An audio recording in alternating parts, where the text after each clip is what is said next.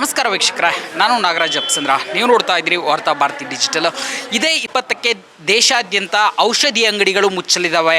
ಹಾಗಾದರೆ ಯಾವ ಕಾರಣಕ್ಕೆ ಔಷಧಿ ಅಂಗಡಿಗಳು ಆ ಒಂದು ದಿನ ಮುಷ್ಕರಕ್ಕೆ ಕರೆಯನ್ನು ಕೊಟ್ಟಿದ್ದಾವೆ? ಇದ್ರ ಬಗ್ಗೆ ಸದ್ಯ ಏನು ಕರ್ನಾಟಕಕ್ಕೆ ಸಂಬಂಧಿಸಿದಂತೆ, ಬೆಂಗಳೂರಿಗೆ ಸಂಬಂಧಿಸಿದಂತೆ ಇವತ್ತು ಪತ್ರಿಕಾಗೋಷ್ಠಿ ನೀಡಿ ಆ ಒಂದು ಬಂದ್ ದೇಶಾದ್ಯಂತ ಏನು ನಡೀತಾ ಇದೆ ಅದಕ್ಕೆ ನಮ್ಮ ಬೆಂಬಲವೂ ಕೂಡ ಇದೆ. ಬೆಂಗಳೂರಿನಲ್ಲಿ ಔಷಧಿ ಅಂಗಡಿಗಳು ತೆರೆಯೋದಿಲ್ಲ ಅನ್ನೋ ಮಾಹಿತಿಯನ್ನು ಕೊಡ್ತಾ ಇರತಕ್ಕಂಥದ್ದು. ಅವರನ್ನು ಮಾತಾಡಿಸ್ತಾ ಹೋಗ್ತೀನಿ. ಸರ್, ಫಸ್ಟ್ ಆಫ್ ಆಲ್ 20ನೇ ತಾರೀಕು ದೇಶಾದ್ಯಂತ ಔಷಧಿ ಅಂಗಡಿಗಳು ಮುಷ್ಕರಕ್ಕೆ ಕರೆ ಕೊಟ್ಟಿರ್ತಕ್ಕಂಥದ್ದು. ಇದಕ್ಕೆ ಬೆಂಗಳೂರು ಮತ್ತು ಕರ್ನಾಟಕದಲ್ಲಿ ಯಾವ ರೀತಿ ಕೋಆಪರೇಟ್ ಇದೆಯಾ ಮತ್ತು ಏನು ಉದ್ದೇಶಕ್ಕೆ ಮುಷ್ಕರ ಆಗ್ತಾ ಇರೋದು? ಸರ್, ಬೆಂಗಳೂರಿಂದ 6500ಕ್ಕೂ ಮೇಲ್ಪಟ್ಟ ಕೆಮಿಸ್ಟ್ಗಳು ಇದರಲ್ಲಿ ಭಾಗವಹಿಸ್ತಾ ಇದ್ದಾರೆ. ಇದರ ಮೇಲೆ ನಮ್ಮ ಕರ್ನಾಟಕದಿಂದ 26,000ಕ್ಕೂ ಮೇಲ್ಪಟ್ಟು ಕೆಮಿಸ್ಟ್ಗಳು ಇದರಲ್ಲಿ ಭಾಗವಹಿಸ್ತಾ ಇದ್ದಾರೆ. ಉದ್ದೇಶ ಏನು ಅಂತಂದರೆ, ನಮ್ಮ ರಿಟೇಲರ್ಸ್ಗೆ ಎಗೇನೆಸ್ಟ್ ಆಗಿ 220E ಅಂತ ಒಂದು ಕಾನೂನು ಮತ್ತು ಅಮೆಂಡ್ಮೆಂಟು ಮತ್ತು 817E ಅಂತ ಒಂದು ಅಮೆಂಡ್ಮೆಂಟು. ಈ ಎರಡು ಅಮೆಂಡ್ಮೆಂಟ್ಗಳು ಕಾನೂನಿಗೆ ಬಾಹಿರವಾಗಿರುವಂಥದ್ದು. ಸೊ ಅದಕ್ಕೋಸ್ಕರ ನಾವು ಸಾಕಷ್ಟು ಬಾರಿ ಮನವಿ ಪತ್ರಗಳನ್ನು ನಾವು ಕನ್ಸರ್ನ್ ಡಿಪಾರ್ಟ್ಮೆಂಟ್ಗಳು ಕೊಟ್ಟಿದ್ದೀವಿ, ಸೆಂಟ್ರಲ್ ಗೌರ್ಮೆಂಟ್ ಕೊಟ್ಟಿದ್ದೀವಿ. ಯಾವುದೇ ರೀತಿಯಾದಂಥ ಅವರು ಇದ್ರ ಬಗ್ಗೆ ಆ್ಯಕ್ಷನ್ ಮಾಡಿಲ್ಲ.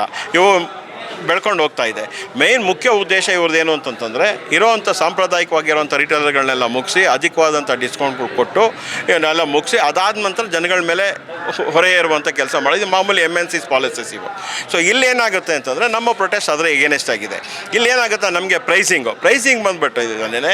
ಈ ಪ್ರೈಸಿಂಗ್ ಕಂಟ್ರೋಲ್ ಮಾಡೋದು ಬಂದುಬಿಟ್ಟಿದ್ದಾನೆ. ಸೆಂಟ್ರಲ್ ಗೌರ್ಮೆಂಟ್ ಅಡಿಯಲ್ಲಿ ಬರುವಂಥ ನ್ಯಾಷನಲ್ MPPA ಅಂತ ಒಂದು ಸಂಸ್ಥೆ ಇದೆ, ನ್ಯಾಷನಲ್ ಪ್ರೈಸಿಂಗ್ ಅಥಾರಿಟಿ ಅಂತ ಅಂದ್ಬಿಟ್ಟು.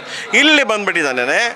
ಅವರು ಯಾವ್ಯಾವ ಪ್ರಾಡಕ್ಟ್ಗೆ ಎಷ್ಟು ರೇಟ್ ಇಡಬೇಕು, MRP ಎಷ್ಟು ಇಡಬೇಕು, ಮಾರ್ಜಿನ್ ಹೋಲ್ಸೇಲ್ಗೆ ಎಷ್ಟು ಕೊಡಬೇಕು, ರಿಟೇಲ್ಗೆ ಎಷ್ಟು ಕೊಡಬೇಕು ಅಂತ ಫಿಕ್ಸ್ ಮಾಡಿರ್ತಾರೆ. ಅದ್ರ ಮೇಲೆ ಯಾರು 1 ಪೈಸಕ್ಕೂ ಜಾಸ್ತಿ ಮಾರೋಕ್ಕಾಗಲ್ಲ. ಇಲ್ಲಿ ಏನಾಗುತ್ತೆ, ನಮ್ಗೆ 16ರಿಂದ 20% ಮಾರ್ಜಿನ್ ಕೊಟ್ಟಾಗ ಇವರು 26, 28, 30, 40% ಎಲ್ಲಿಂದ ಕೊಡ್ತಾರೆ ಇವರು?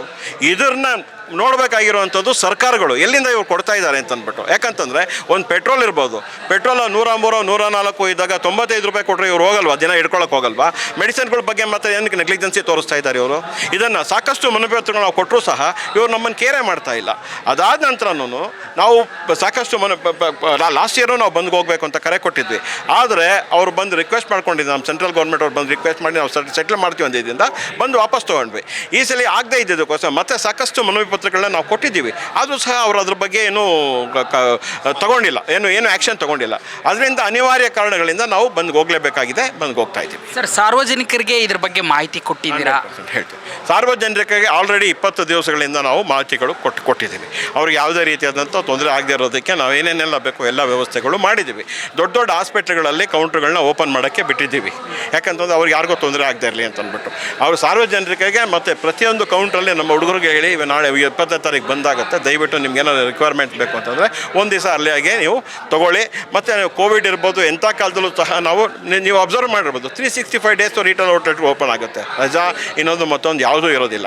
ನಾವೆಲ್ಲ ಅವ್ರಿಗೋಸ್ಕರನೇ ಕೆಲಸ ಮಾಡ್ತಿರ್ತೀವಿ. ಈಗ ಒಂದು ದಿವಸ ನಮ್ಮ ಜಿನೈನ್ ಇದಕ್ಕೋಸ್ಕರ ನೀವು ನಮಗೆ ಸಪೋರ್ಟ್ ಮಾಡಿ ಅಂತ ನಾವು ಕೇಳ್ಕೊಂಡಿದ್ದೀವಿ. ನನ್ನದಾಗಿ ಅವರೆಲ್ಲರೂ ನಮಗೆ ಸಪೋರ್ಟ್ ಮಾಡ್ತಾರೆ. ಅವ್ರಿಗೆ ಯಾವುದೇ ರೀತಿಯಾದಂಥ ಸಮಸ್ಯೆಗಳು ಆಗೋದಿಲ್ಲ.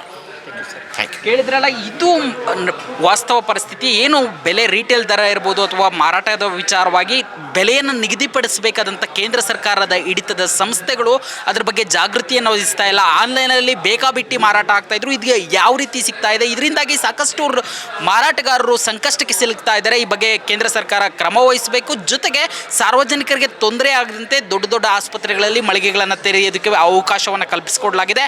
ನಾಳೆ ಒಂದು ದಿನ ನಮ್ಮ ಜೊತೆ ನಿಂತ್ಕೊಳ್ಳಿ, ನಾವು ಎಂಥ ಸಮಯದಲ್ಲೂ ನಿಮಗಾಗಿ ಕೆಲಸ ಮಾಡಿದ್ದೀವಿ ಅಂತೇಳಿ ಅವರು ಸಾರ್ವಜನಿಕರ ಹತ್ರ ಮನವಿಯನ್ನು ಮಾಡ್ಕೊಳ್ತಾ ಇರ್ತಕ್ಕಂಥದ್ದು.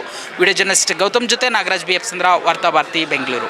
ನಮ್ಮ ಕಾರ್ಯಕ್ರಮಗಳನ್ನು ನೀವು ನೋಡ್ತಾ ಇದ್ರೆ ನಮ್ಮ ಚಾನೆಲ್ ಅನ್ನ ಸಬ್ಸ್ಕ್ರೈಬ್ ಮಾಡಿ, ಪಕ್ಕದ ಬೆಲ್ ಐಕನ್ ಒತ್ತಿ ನಮ್ಮನ್ನ ಬೆಂಬಲಿಸಿ. ಹಾಗೆ ನಮ್ಮ ಕಾರ್ಯಕ್ರಮಗಳನ್ನ ಲೈಕ್ ಮಾಡಿ, ಕಮೆಂಟ್ ಮಾಡಿ, ಅದನ್ನ ಬೇರೆಯವರಿಗೂ ವಾಟ್ಸ್ಆಪ್ ಮೂಲಕ ಶೇರ್ ಮಾಡಿ. ನೀವು ಹೀಗೆ ಮಾಡಿದಾಗ ನಮ್ಮ ಚಾನೆಲ್ ಇನ್ನಷ್ಟು ಮತ್ತಷ್ಟು ಜನರಿಗೆ ತಲುಪಲು ನೀವು ನಮ್ಮೊಂದಿಗೆ ಸಹಕರಿಸಿದ ಹಾಗಾಗುತ್ತೆ. ಇದು ನೀವು ಯಾವುದೇ ಖರ್ಚಿಲ್ಲದೆ ಕೆಲವೇ ಸೆಕೆಂಡುಗಳಲ್ಲಿ ನೀಡಬಹುದಾದ ಸಹಕಾರ. ಧನ್ಯವಾದಗಳು.